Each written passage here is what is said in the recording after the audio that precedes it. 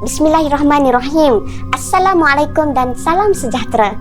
Bersama dengan Lia lagi untuk kisah seram seterusnya. Terima kasih atas feedback daripada yang memberi komen untuk kisah dari Lia. Lia akan teruskan bercerita. Jom dengarkan.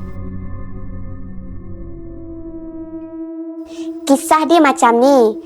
Kali ni aku nak share kisah seram aku masa di bangku sekolah rendah. Selamat mendengar semua kisah dari aku ni. Bismillahirrahmanirrahim. Kisah ni bermula masa aku berusia 9 tahun dan abang aku pula 10 tahun.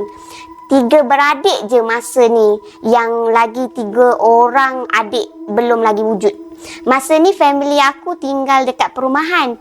Dulu kita orang tinggal dengan atuk, dengan nenek dekat kampung. Ayah dia dapat satu pekerjaan dekat company ni. Jadi dia orang decide lah bagi rumah lah untuk semua staff dia orang. Jadi aku pun pergi pindah lah ikut ayah aku. Semasa kejadian berlaku, aku tak ingat lah jam berapa. Tapi terjadi masa mak dengan ayah aku tengah siap-siap nak makan lepas selesai tengok berita jam 8 malam tu. Macam biasa, asal time nak makan je, mak dengan ayah aku akan kunci bilik dapur. Rumah tu antara ruang tamu dan dapur tu dia ada pintu tau. Sebab aku dengan abang aku ni memang pengacau. Walaupun dah makan selepas balik dari sekolah petang tu, aku akan stay juga kacau biasa lah. Jadi diorang nak makan dengan tenang pun tak boleh. Jangan cop mak ayah aku kejam tau.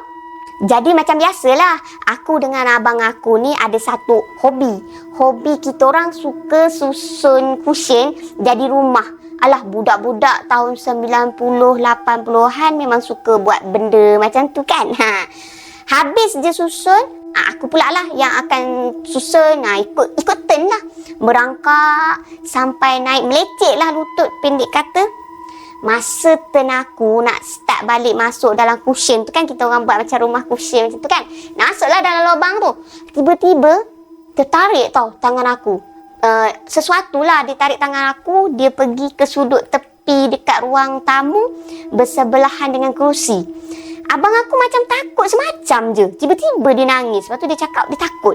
Jadi asyik masa tu kan aku perasan abang aku tu asyik tunjuk dekat pintu tamu rumah je. Jadi aku tanyalah abang aku, kenapa? Ada hantu ke? Ambul mulut aku. Abang aku pun cekup lah mulut aku. Lepas tu dia bagi syarat, supaya aku diam. Disebabkan aku ni memang tak tahu apa yang abang aku nampak masa main dalam cushion tadi. Jadi aku abaikanlah sebab aku tak faham pun dengan tingkah laku abangku tu. Jadi aku ni yang terkejut kan, tiba-tiba abang aku jadi macam tu. Aku terkejut lah. Aku pun kemaslah cushion tu tadi ke tempat asal dia sebelum mak aku pula yang naik hantu nanti bila nampak ruang tamu dia berselerak masak kita orang. Selesai je mengemas, aku duduklah bersandar dekat kerusi sambil aku main Lego.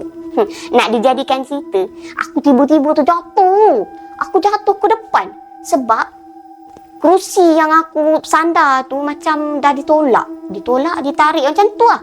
Masa ni aku dah seram gila.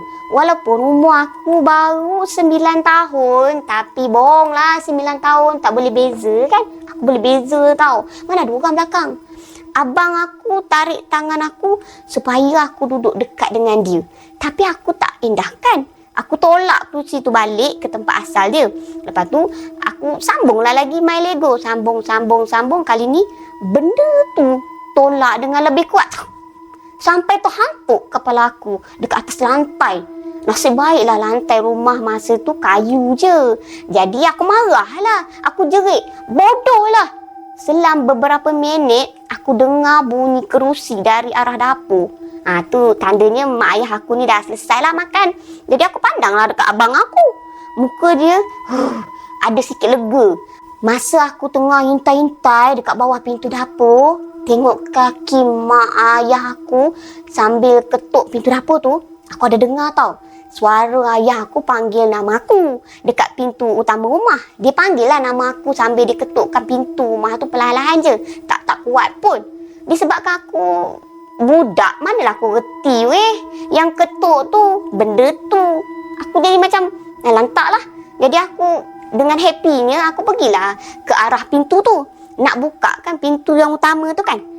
Tapi tangan aku tak boleh nak capai kunci yang kedua tu. Dia ada 2 lock macam tu. Tiba-tiba, abang aku bersuara. Dia tanya dekat aku, kenapa nak buka pintu? Aku cakap lah, ayah panggil. Lepas tu muka abang aku masa tu tiba-tiba seriau. Lepas dia terpandang cermin tingkap yang dekat bersebelahan dengan pintu tu. Pintu yang aku nak buka tau. Dia tengok, dia rasa macam muka-muka dia seram sangat. Bukan muka abang aku seram, tapi muka abang aku tu macam takut ke sesuatu, dia rasa seram. Jadi abang aku pun berlari lah. Dia pergi dapatkan aku. Abang aku heret aku sampai ke sudut dekat tepi kerusi. Abang cakap, tu bukan ayah, tu hantu. Aku pula boleh gelak ke abang? Gelak macam tu lah. Aku cakap, kau penakut Alah penakut, cakap lah penakut. Lepas tu aku nampak ayah lambai aku dekat tingkap tu tadi. Jadi aku terlepaslah dari dakapan tangan abang aku tu. Abang aku hanya mampu jerit nama aku je. Tapi entahlah kenapa aku tak dengar langsung suara abang aku. Yang aku nampak abang aku nangis sambil lambai-lambai tangan macam tu. Sampai je dekat tingkap tu aku hulur tangan. Masa ni aku tak tahu nak cakap. Tangan aku ni macam direntak-rentak tau, dengan kasar. Macam tu. Aku nangislah sekuat hati. Aku cuba intai benda yang tarik tangan aku tu. Punyalah terkejut sebab tu bukan ayah. Tapi tu makhluk yang tak berwajah. Tapi makhluk tu berpakaian putih tau. Tapi tak ada wajah pula. Apa Tiba-tiba suasana tu jadi tak menentu. Aku ada terdengar abang dia mengetuk pintu dapur. Tuk-tuk. Dia ketuk kuat sekuat hati. Lepas tu aku dengar suara ayah tengah baca ayat suci Al-Quran. Dalam beberapa minit lah kemudiannya tu tangan aku dilepaskan dan adalah sedikit luka lah sebab terkena cermin tingkap kan. Tingkap tu dia pecah. Soal lah dia macam ada luka macam tu. Masa ni aku rasa sedikit keliru dan aku rasa macam rasa takut lah. Adalah juga rasa takut bila ayah peluk. Tiba-tiba ayah datang peluk. Yelah kan, benda tu peluk. Tapi ayah yang peluk. Benda tu ke yang peluk? Ayah ke peluk? Aku jadi confused tau. Lega rasanya ayah cakap masa tu. Aku menggigil satu badan. Ayah yang peluk. Nasib baik bukan benda tu.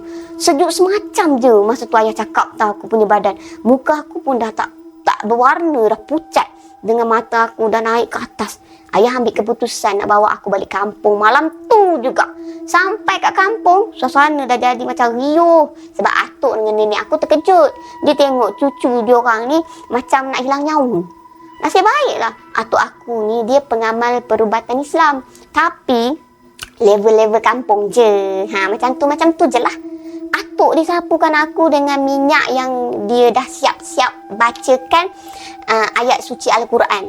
Sambil-sambil tu dia urut-urutkan aku. Lepas tu dia hembus dekat ubun aku. Alhamdulillah badan aku dah tak menggigil tau. Masa aku pergi rumah atuk aku gigil. Aku takut. Dan suhu badan aku dah kembali normal. Sebelum tu memang tak normal. Cuma aku ada lemah sikit lah. Dan aku rasa macam tak bertenaga time tu.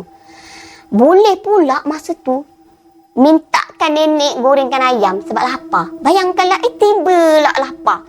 Mak dengan nenek dia menangis, dia peluk aku. Ayah tanya aku, siapa tarik tangan? Aku cakap lah, ayah lah yang tarik. Sebab lambai ke aku kat tingkap. Jadi aku cakap lah, ayah lambai, saya pergilah nak capai ayah lah tarik. Riak muka ayah memang terkejut yang amat lah. Sebab bukan ayah yang tarik. Bukan ayah je yang terkejut tau. Mak pun sama terkejut. Mak hairan. Takkanlah suami dia boleh ada dekat pintu depan. Sedangkan suami dia tengah makan dengan dia kat dapur. Tak mungkin lah. Malam tu kami bermalam dekat kampung atuk. Ayah pun dah letih dah sebab dia kan memandu balik dari rumah kami ni balik ke rumah atuk. Ayah pun dia dah call dengan bos dia. Dia cakap nak cuti 2 hari sebab nak urus anak-anak. Ayah tanya atuk, benda apa yang kacau aku? Atuk cakap benda tu suka dekat budak-budak untuk berkawan. Selepas 2 hari ayah bercuti dekat kampung, atuk ajak ayah ke rumah kami di perumahan tu.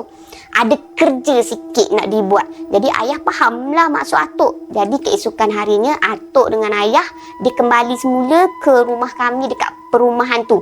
Jadi atuk dia sebenarnya nak pagarkan rumah dan ayah diazankan di setiap sudut rumah.